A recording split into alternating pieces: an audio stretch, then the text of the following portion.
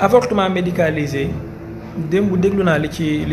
ñu bëri wax te bien avant démb sax sujet bi gaa yaa ngi ko doon traité ci ñu ngi ko doon wax ci Twitter ak Clubhouse ak fu nekk. li ma ci jàpp man mooy combat bi yenn groupement yi di xeex combat bi ñu bëgg a xeex ak li nekk ci ginnaaw combat bi man xaw ma ko sama yoon nekku ci engagé wul ma et à la limite sax je suis contre parce que dafa am chaîne bu gudd boo xamante ne bu ñu ko toppee ñoom ci seen logique dafa am fu mu ñuy jëmee foo xam ne dafay dajj suñu base fondement wu sociétal yépp daf koy dajj ci ngor ci jom ci jikko ju rafet ci ngëm yàlla ci ngëm am sax ngëm tout court même bu dul gëm yàlla waaye am ngëm ci tënku ci kilifteef ak yeneen dafay dajj lépp. Donc man je m'inscris pas à ce combat là, je m'inscris pas à cette idéologie là, sama yoon nekku ci. mais nag ci l'islam ci boppam ci biir l'islam am na cas de figure yuy am ñi may jigéen mu avorté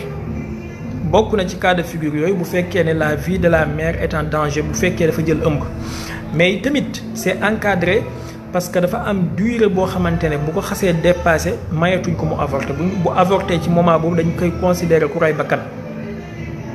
dafa am benn intervalle bu ñu mayee ne bu ëmb gi tollagut fii wala bu dépassé gul fii mën na avorter bu fekkee ne la vie de la maman est en danger.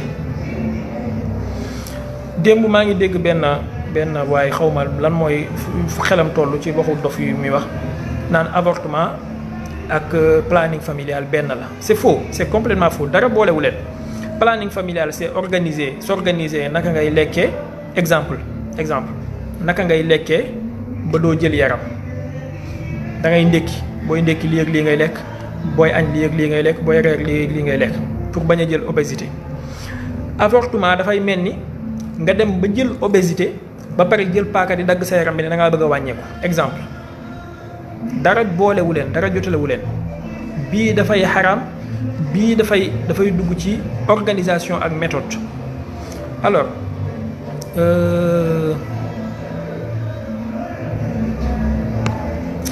malheureusement gis nga suñu thème suñu sujet yi suñu société yi lan mooy suñu problème mooy thème yi ñu war a débattre duñ ko débattre avec impartialité ak rigueur mais dañ ciy dugal émotion ak sentiment loolu mooy yàq débat bi te émotion ak sentiment fu mu dugg rek débat bi dafay biaisé wu bien avant muy commencer. man avortement bi organisation yi taxaw di xeex pour ñu légaliser ko je suis contre. je m'inscris et je me vois à côté de l'ONG Jamra ci li ñuy xeex ak ci combat yi ñuy mëne. réew mi réewu valeur la balaa muy nekk réewu ngëm réewu valeur la. suñu maam Mataria waxuma la ñoom Baye Niass ak ñoom Serigne Touba ñoom Maam Alaaji Abdoulaye suñu maam Mataria dañu amoon lu leen tënk ci ngëm ak ci pas-pas ak ci mbañ ak rus. l'islam ñëw yokku ci gën leen dëgëral lu baax loolu ña nekkoon. kon jamais au plus grand jamais yenn combat yi koy posé ci Sénégal dafa mel ni defoo étude sociétale et sociologique pour xam ban réew nga am ak affaire defoo ko. parce que boo ko defoon am na yenn combat yoo xamante ne France nga koy defijee wala États-Unis wala Norvège mais doo ko defee Sénégal. problème bi nag mooy complexe d'infériorité dafay dal ñu bëri dañuy génn dañuy nekk Sénégal juddu màgg ba am 18 ans 20 ans 23 ans 30 ans seen waajur yi yar leen ci li ñu leen war a yar ñu génn dem tubaab yi jox leen benn livre ñaari fascicule ñu lire defal leen brainwash wan leen ne seen dëkk ba baaxut seen société ba société bu deltu ginnaaw la yéen a intelligent yéen a avancé vous êtes les civilisés vous devez aller civiliser votre peuple. ñu bëgg a ñëw jël combat boobu noonu indi ko ci réew mi pour di ko mener c'est peine perdue et li ci gën a métti gën ci ñaaw mooy arrogance ak insolence bi ñu àndal insolence démesurée arrogance inqualifiable bu ñu àndal jàppee seen bopp comme ay doomi yàlla sëti yahudi yi jarbaatu nasaraan yi kuy wax ci kaw suuf jàpp nañ la ñoo la gën a xam ñoo la gën a comprendre te fekk ñaari livre kese la ñuy lire taxaw di làkk ay baatu français yoo xamante ne à la fin ay kii lañ ala kulli xaal. donc daal avortement bi mën nañu jàpp beneen jour ñu wax ci ñu gën ci détaillé et de la même façon itam ci kii bi wàllu doomi njaaloo bi ndax dina donn wala du donn. man daal jàpp naa ne texte religieux yi bu ñu bëggee mucc ñun ci suñ génération bii nañu jël texte religieux bi ñu teg ko place am l'interprétation des hommes ak seeni effort ñu teg leen seen place mais bu ñu leen naree jël teg leen ci place su texte religieux bi on a un sérieux problème parce que société yi dafay évoluer te l'islam dafa am ay noon yoo xamante ne nii dañ koy jam fu nekk jamono ji suñu réew yi kémit yaa ngi fi nga xamante ne dañuy récuser gëmuñu sax yonentu bi ñoom aslan samedi passé pas plus que samedi passé dégg naa kuy wax ne moom taalibe Baay la woon tarbiyu na nangam ak nangam tey jii mu ngi ca kémit ya dégg naa kuy wax ne moom jullit la woon taalibe sëriñ diw la woon tey jii mu ngi ca kémit ya dégg naa kuy wax ne murit la woon tey jii mu ngi ca kémit ya donc on a un sérieux travail à faire un sérieux travail à faire et am na ci ñoo xam ne ci ñoom texte yi nga mokkal gënoo leen kaa mokkal texte yi nga mokkal ni di ci layam yi gënoo leen koo mokkal d'où la nécessité ñu gën a góorgóorlu gën a taxawaat parce que génération bu nekk dafa am mission am te il faut ñu déterminer mission boobu soit ñu accomplir ko wala ñu trahir ko.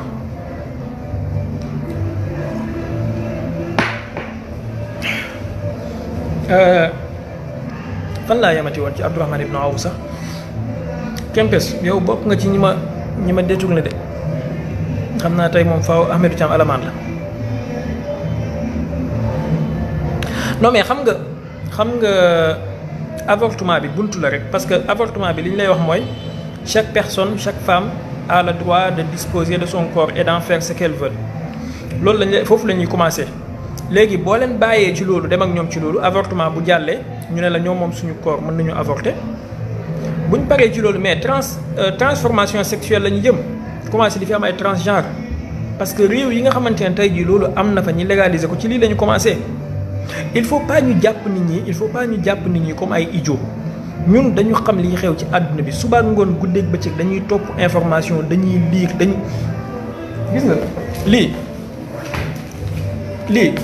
tey lañ ma ko indil dajjeeku ma ko balaa may tëdd dinaa ko dajj dañuy xam li xew ci àdduna bi